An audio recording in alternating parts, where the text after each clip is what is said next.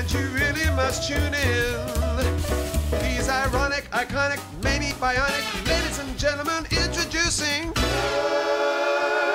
Genius. He's a genius. Hi there, ladies and gents. This is Michael Burhan from nerdgenius.com and fanboysanonymous.com, and I am here with a very special person, a designer by the name of Anar Minsitova. She's behind the collection Anar London, which was displayed at the Amac store. Believe it or not, it's a very high-end store. It opened 2 weeks ago, and they're doing a very huge display of her collection at that store to sort of exhibit your talents or your passion, so to speak. So tell us a bit about your collection, Anna. Well, last week I presented my collection at the Amac store, which is based in Westfield in Shepherd's Bush, and it was lovely to see you there and your team as well. We had some great guests, people from the Embassy of Kazakhstan, where I'm originally from. So let's talk a bit about the designs. What was the inspiration? The inspiration behind the designs and the brand is a woman, is an image of a modern woman who is playing many different roles in a society. Obviously the role of a woman has changed in the recent, say, 100 years. So she's not just a mother and a wife. She also can develop her talents, having certain, have certain achievements career-wise and travel the world, be independent. But then at the same time, I'm trying to reflect a femininity that a woman still has in her naturally. Whereas she is independent or self-sufficient, she would still have this femininity in her, softness. I get what you're saying. It's like, since the role of the woman has kind of changed, because we're in Western society now, where we look at the fact that you don't just have the mothers, you have the everyday working woman, you have the bosses, you have the CEOs, you have the actors, you have a lot of women in a lot of roles that are considered very masculine at the same time, but with your collection, that you want to make sure that it's very soft. There's still that whole fragileness, in a sense, and that femininity, the flower, so to speak.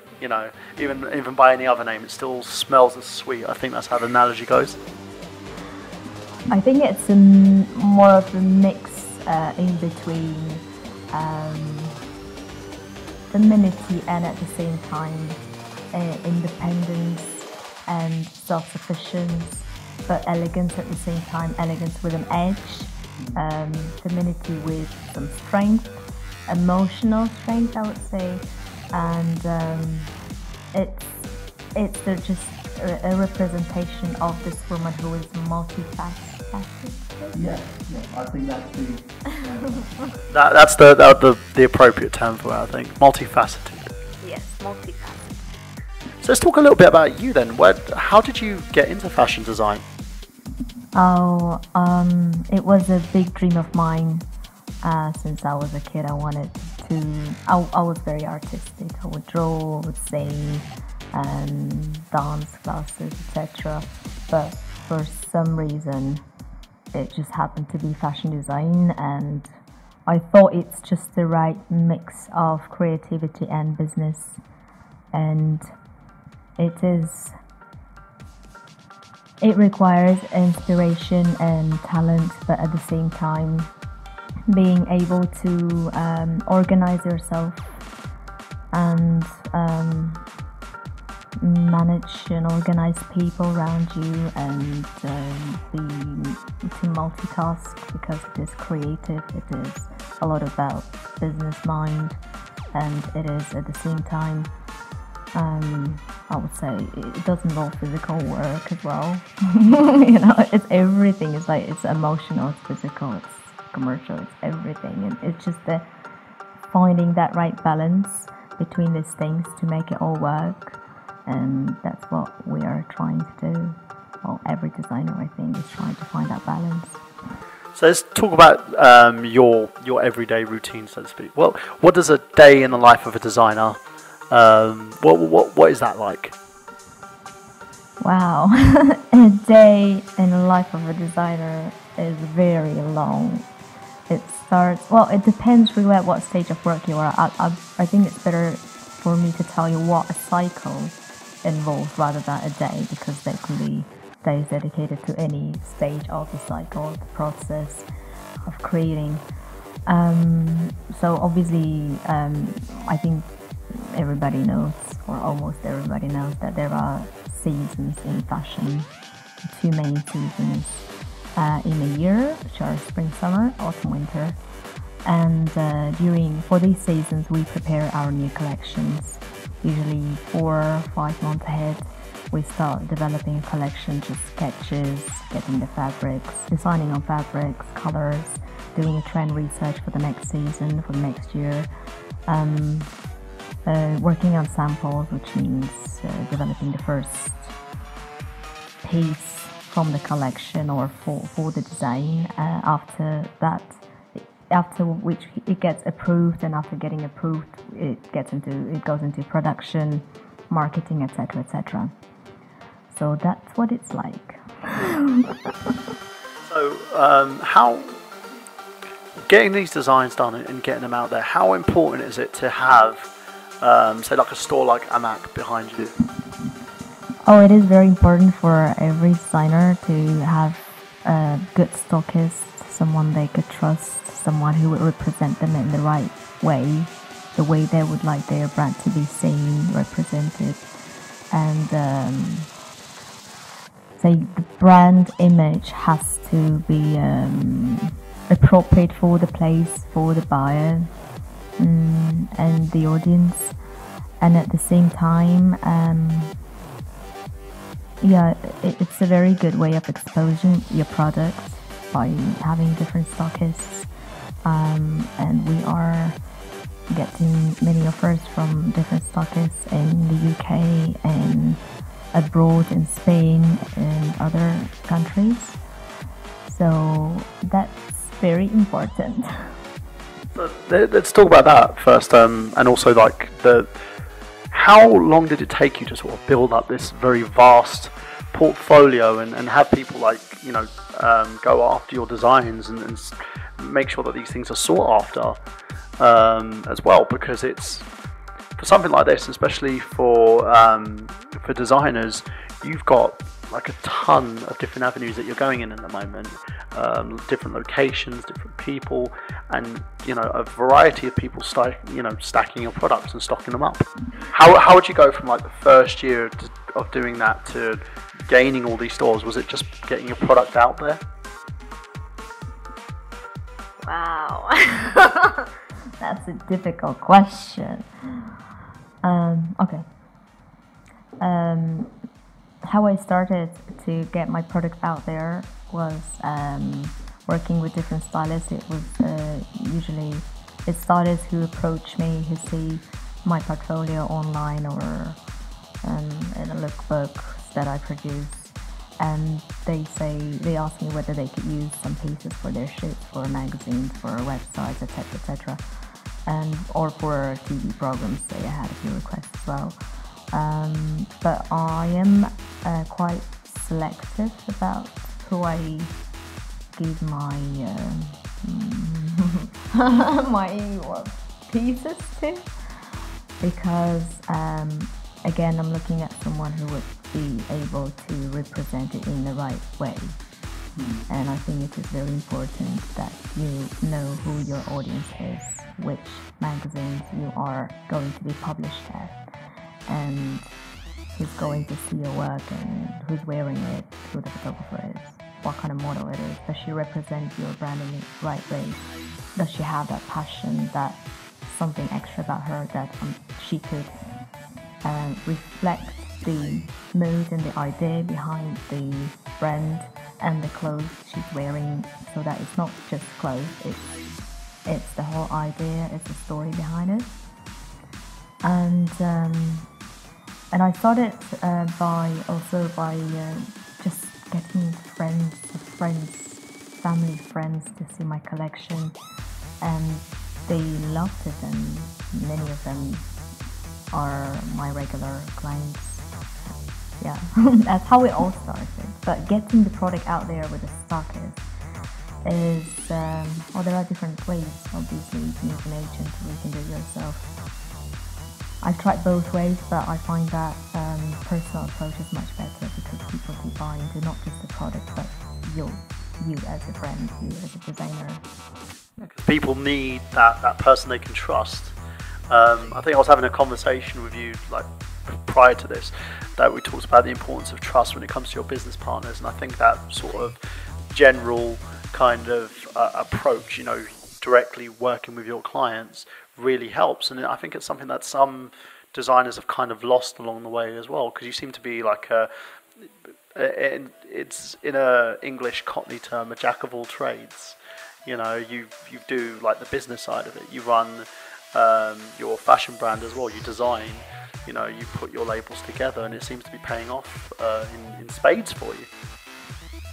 So let's talk about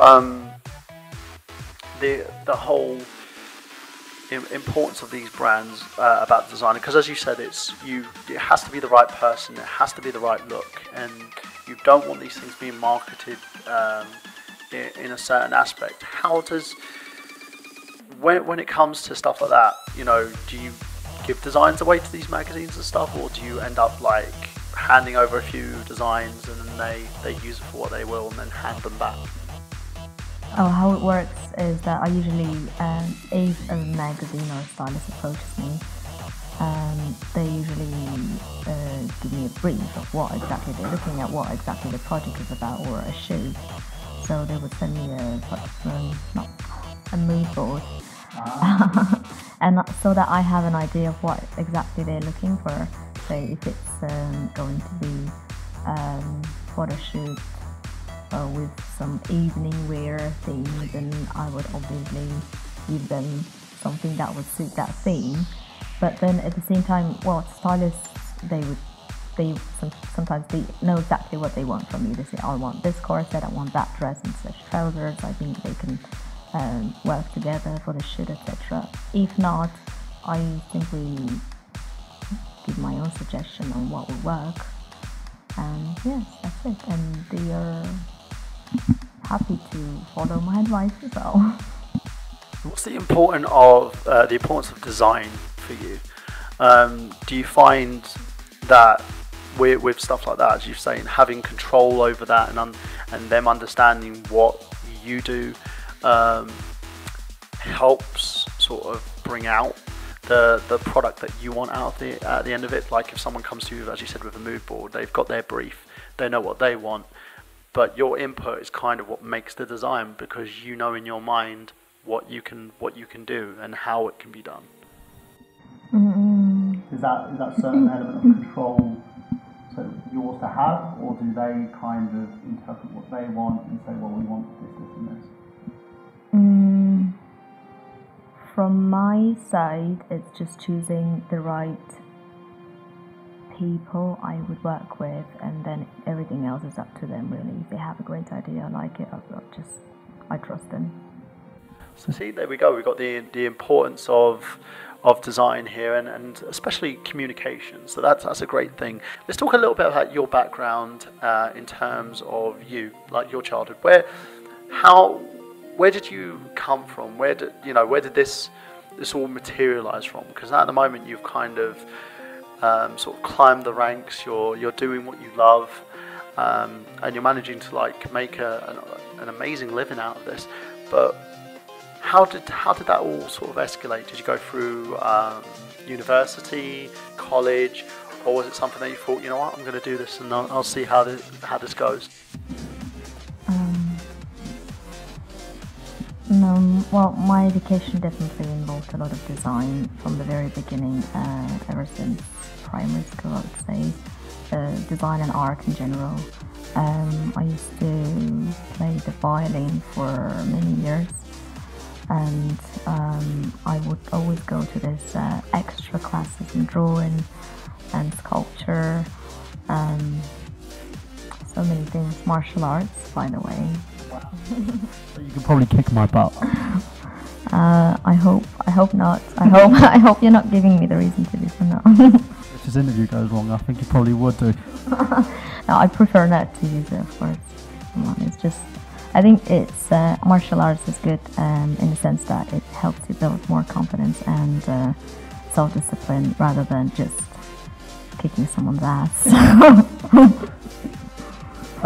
So you've proven here you're sort of like a very strong, passionate, a very diverse individual. You know, and it's when it comes to society itself, we have a lot of people who claim to be very strong, effeminate, and passionate women. For instance, I kind of, if you guys have seen my work and actually looked at my my videos and vlogs, I talk a lot about feminism and a lot of direction in terms of the way that most modern feminism has actually come, because you've got like these extreme feminists who are out there who tend to think, well, I'm strong and powerful, but don't have anything to sort of back that up. But I feel that you're probably one of those big role models for feminism itself, because you're a strong woman, you're very business minded, and you're very passionate about what you do.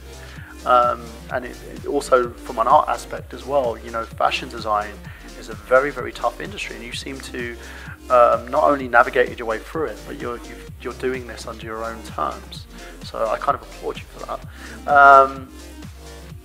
Now let's lastly talk about how, if someone wanted to get into this, if you're passionate about fashion, you're passionate about design, what would be the best route to take? When I decided I will become a fashion designer, I went to college to do my foundation in art and design, and then I continued my studies at the university doing a BA in fashion design and MA in branding strategy, because I thought that fashion design is not enough and you have to know something about marketing, branding, if you want to start your own label. And I think it is very important to gain education in this, but to be honest, I do not think that higher education is particularly needed in such industries. It is enough to do 1 or 2 years intensive course at some good university or college, and then start interning, because interning is the place where your eyes are open to the real world, what it actually works like, and how it is managed by people and big companies.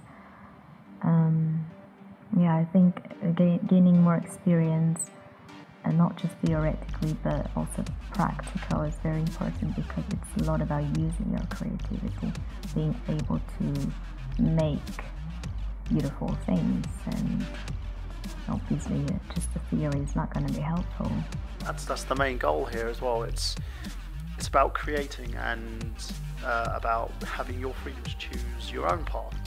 And in the end, if people want to choose their paths in a certain direction, they can go in that somewhat more traditional direction in their life. They can do that, and that's the big thing here. And I think you've come across today in this interview as someone who's very passionate, as I believe as well, the definition of feminism, because you show that equality, you show that freedom of choice, and your work speaks volumes, and you tell stories, and that's the goal here. And I think to everybody out there that wants to do this, or even to make their own choices, do so. In the end, don't be bound by anybody else's decisions. So yeah, let's just go for the final question. Let's talk about 2014. What are your plans for 2014 and for Anar London?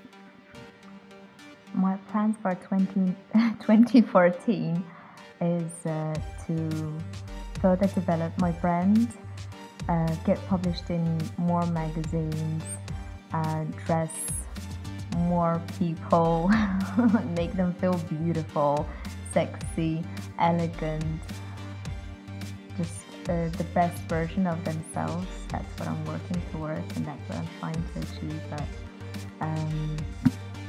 we are also introducing a bridal collection, and I'm very excited about it, because it is going to be something new, something interesting. But again, it is still going to have that inspiration behind it as the main collection.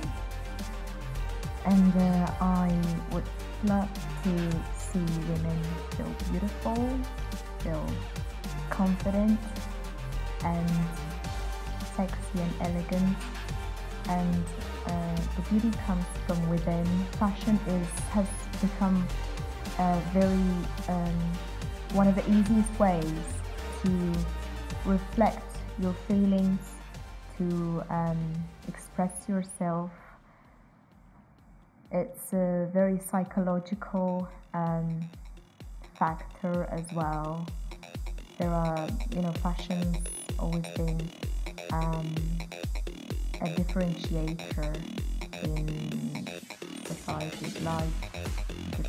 Well, say somebody's wearing a uniform, you know where they work. Someone's wearing a wedding gown, you know that she is a bride. So you can clothes speak for the owner very often in fashion, and I think it is very important to be able to express yourself in many different ways, to know who you are, being comfortable in your own skin, being comfortable in what you're wearing. I always try to wear things that I feel comfortable in, that I feel are me, and represent me in the best way. There is a saying in my language: people meet you by the way you are dressed, but people say goodbye to you by the way you think. Or I'm not sure, you probably have something like that as well. I think it's the way that we say it is probably never judge a book by its cover.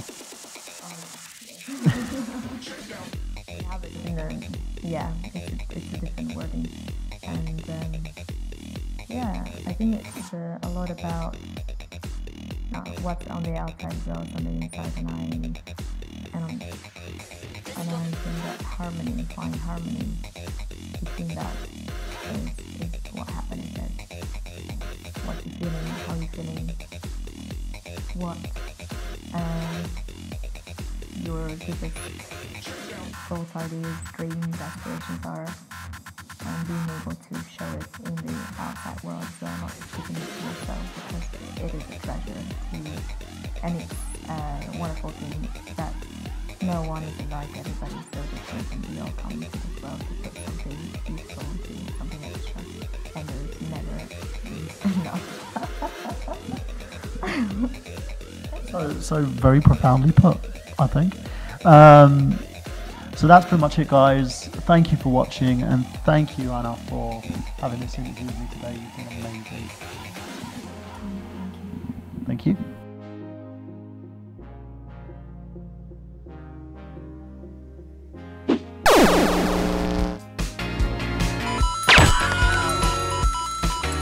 If you only knew the power of the dark side. 2, 1, 0.